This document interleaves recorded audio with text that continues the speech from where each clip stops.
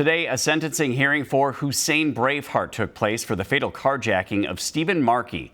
He was killed in 2019. Markey's family has been vocal about the handling of this case, asking for Braveheart's plea deal to be dropped.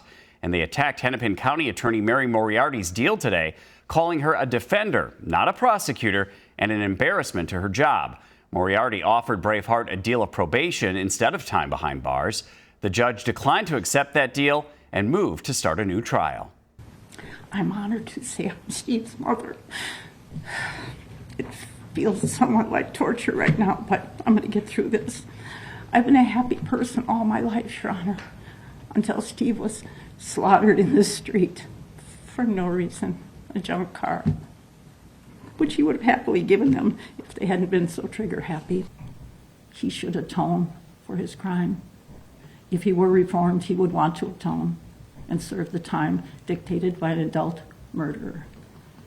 I'm asking you, Your Honor, please don't let murderers walk our streets. My family, I want them safe. And everybody's family. We don't deserve to be threatened by murderers on the street. You have power to change that, Your Honor. Please consider the victims. Thank you. I would suggest that the public defenders and the prosecutors should just push those tables together, because they're really advocating for the same thing and representing the same viewpoints. Opposing murder is a basic human value that's shared by everyone. Well, they have repeatedly made suggestions that we're seeking an eye for an eye. First of all, I noticed that the defendant is alive and my brother is not. Second of all, I feel pity for the defendant. I'm sorry that he didn't have a good mom like I had. I'm sorry that he didn't have a good life. I also don't think that that excuses his behavior. I think that that's a really important reason for him to take responsibility for his behavior and serve his sentence.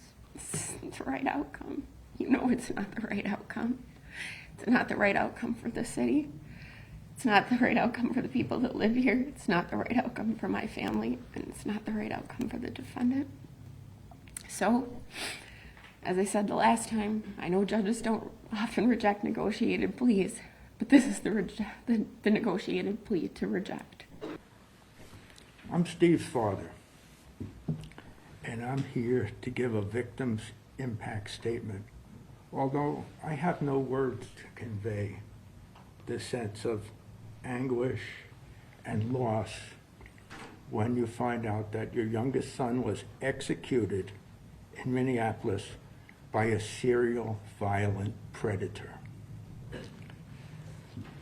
I'll give you a little feeling of how this goes. On June 11th, I'm sitting in my 2019. I'm sitting in my living room, reading, sort of easing my way toward bed. I see a squad car come slowly down the street. They stop in front of my house. They exit the car. They come to the door and knock. I open the door and begin one of the saddest conversations a parent could ever expect to have. I'm numb, I'm stunned, I don't know how to feel or what to do, but I have to pick up the phone and call family members and tell them that Steve Markey, they'll never see Steve alive again.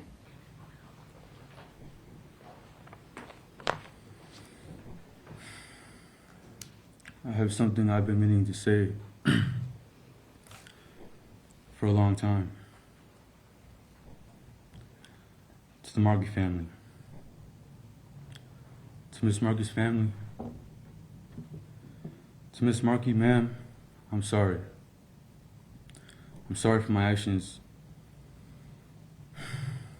I'm sorry for all the pain and anguish I've caused your family.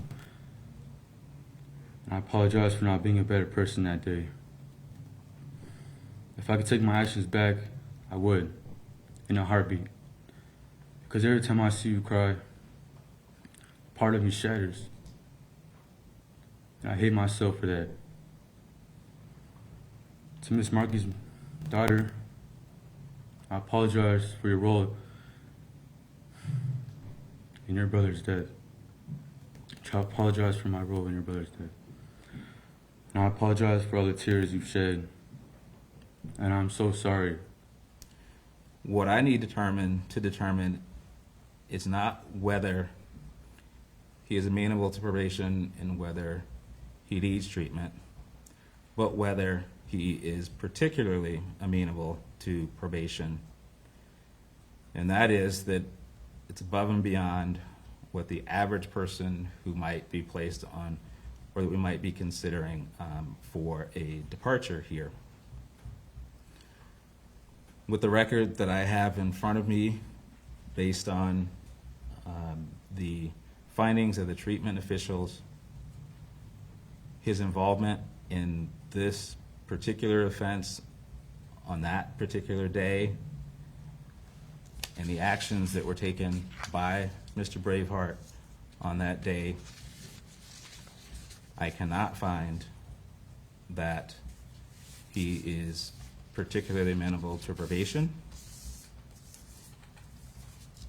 And therefore, based on my review of the record, I am not accepting Mr. Braveheart's guilty plea at this time.